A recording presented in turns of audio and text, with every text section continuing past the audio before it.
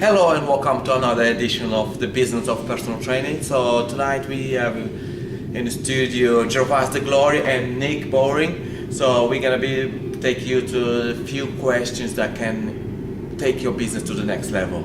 So Nick, welcome to the show. Thank you for making time. Thanks for inviting me. Cool. Nick, I know that you've been a personal trainer for quite a while. Would you like to share about your experience? What made you to become a self-employed personal trainer?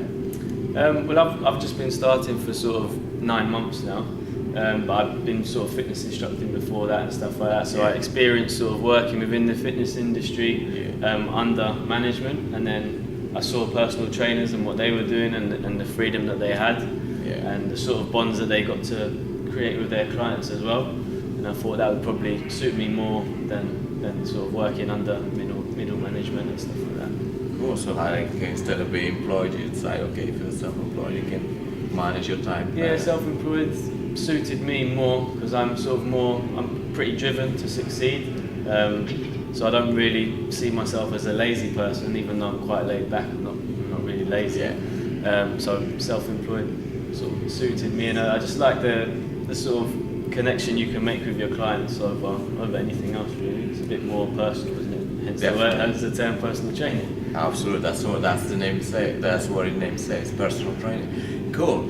And in terms of becoming self-employed, what are the challenges that you face? So, for example, the skills that you need to learn, because when you are training to become a personal trainer, you probably don't get a chance to learn much about the business aspect. What are the skills that you learned that help your business to take it to the next level? Well, sort of the business side of it for me, it was more time management. I was sort of struggling to know sort of how to manage my day when I didn't have clients. I was fine sort of when I had the clients and my fitness knowledge and stuff like that. That's the stuff I enjoyed.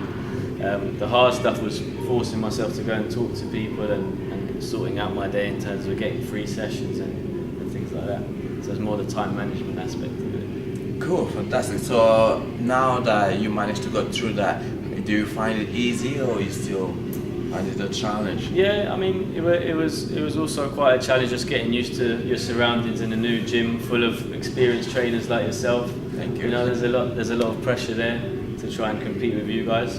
And then once everyone's friendly and stuff like that, you feel a bit more at ease, and then your qualities can sort of shine through a little bit. So so you guys are a lot of help to me as well, just easing me into the business really. Make yourself at home. Yeah. Cool. That's what we want. Same likewise with you. So we want you to feel at home with this show. So that's why we got a few questions that can enhance your business to the next level. Nick, I believe you have a few questions that you would like to ask me, also that can be shared with our viewers, so that the person that's now wants to become a personal trainer or is already a personal trainer but want to look for new ideas to improve their business.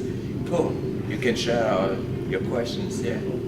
Well, my first question was sort of, I don't know how many people out there have this problem, but a lot of clients, they will come to you and book a certain amount of sessions, and in their head it's sort of, I've got this amount of time to achieve my goals, and even if they do or they don't, they sort of have set that money aside, so then after that, it's for them, it's finished. So how did you get over that sort of mental block in their head, convincing them that it's a sort of lifestyle change that we want to be together for sort of years to come rather than a couple of months or a few months? I mean, that's an interesting question that you ask, because I've been taking the challenge as well with my business. So what I realized that most of the time when people get to change, or after they achieve their goals, or they get to change because they feel satisfied. So they probably feel like, oh, I don't need to train anymore, or if I didn't need to train, I probably don't need a personal trainer anymore, because they gain certain level of knowledge about what to do, and minimal level, they're probably just gonna come to you for minimal consultancy. And so I found I got the same problem or the same challenge. So what I found was it's just a nature of the business, because sometimes most of the time this happens because people have to travel, or they move house, or because some other conditions, illness, or they have to stop training completely. So those are the things that affect more. But for some people that tend to train, if none of those things are around, they tend to stay with you for longer. Yeah. So that comes up. The best way to overcome that is that you have to have like a system in place. So do you know that, for example, if someone's going to train with you for 3 months, so you're gonna need to have a system in place. So every 3 months or before 3 months, you need to recruit a new client. So the different type of system I could advise you to have, instead of just waiting for the clients that come, people to come to the gym, is probably one could be to have your own website.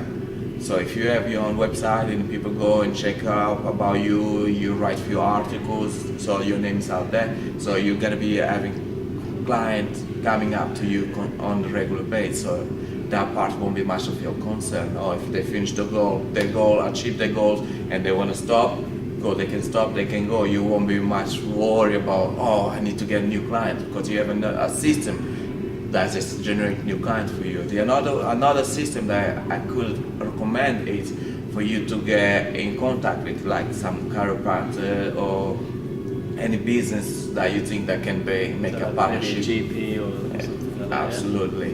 And then you can just recommend them, or suggest if they recommend a client for you, you can pay a fee. Or you can make vice versa. You recommend the clients to them and they recommend to you. Let's suppose if it's someone recommend a client or chiropractor or chiropractor, for example, physiotherapist, if he recommends a client to you and you pay him £50, and if the client stay with you for at least 3 months, so you're still gonna make your money 10 times more. Yeah. So it's still worthwhile investment and the time that you're gonna invest, because you know that.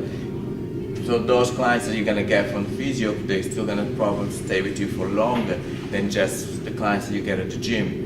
Because they're more like, oh, just the lifestyle, or just want to get fit because I'm going on holiday, or just want to get fit because I'm gonna get married, or short period of time. So in that case, you can get the client that can stay with you for longer.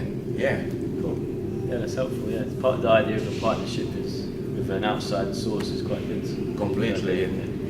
You can, in that case, you have clients coming up all the time. You don't need to worry, because people now come and search you instead of you going after people all the time. Yeah. Shall I ask my next one? Yeah, cool.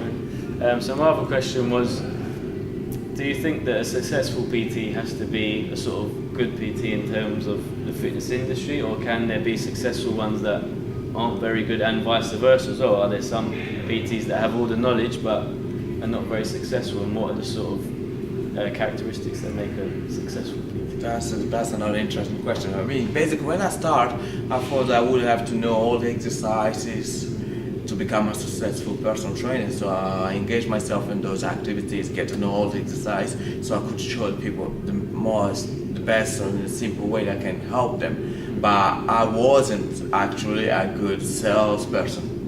So that is what makes a difference. So I wasn't a good salesperson. I noticed the difference when I was at one of the gym in Finchley in London. So there was a guy that he was a personal trainer, but he wasn't good personal trainer. So the technique that he was showing people wasn't quite right, and the type of training wasn't right. It wasn't right. So, but I still managed to have a lot of clients. So that did really surprise me. I'm like, hey, I'm a better trainer than him. How come he's getting more clients than me? So I had to change my approach. So I started to figure out, instead of just focus my approach in terms of learn how to train people more, I still managed to learn how to train people more and faster in a better way. But I still managed to work on myself. How can I improve my selling skills, my marketing skill? Because that is what's gonna make people come to you. Because you get to know the exercises, but if you don't know how to market yourself, how to sell yourself, you're still gonna be stuck. So basically, you can be a good PT, but if you don't know how to sell your personal training session, how to sell your knowledge, and how to market yourself, so you still gonna be struggling. So not all of the good PTs are good salesperson. So you're gonna need to combine both. So have a bit of salesperson and still be specialized in what you do the best. Yeah, definitely over time I think my sales technique is coming along, but I think it's definitely something that comes with more experience. Absolutely, with more practice. So every time that you get to say, okay, what did you learn today? What did work? That's the key. That's the key. Just pay attention to what did work, what did you say, how did the person react, and then just improve it. Yeah. Because that is the way that you can take it to the next level as you improve. Even if the person say, no, I don't want to buy a session from you, but if you ask why, you can learn something. Yeah, you can still learn constructive criticism. Absolutely. But if you don't ask, if you say, oh yes, I don't want to, I can't buy it, I can't afford to buy sessions, and then if you just leave the person go, you're missing out one opportunity. So the next person, you probably more likely to do the same mistake because you know learn. So every time that you ask why they come by, and or any other objection they put it on, so you can push your business to the next level. Yeah. Sounds good.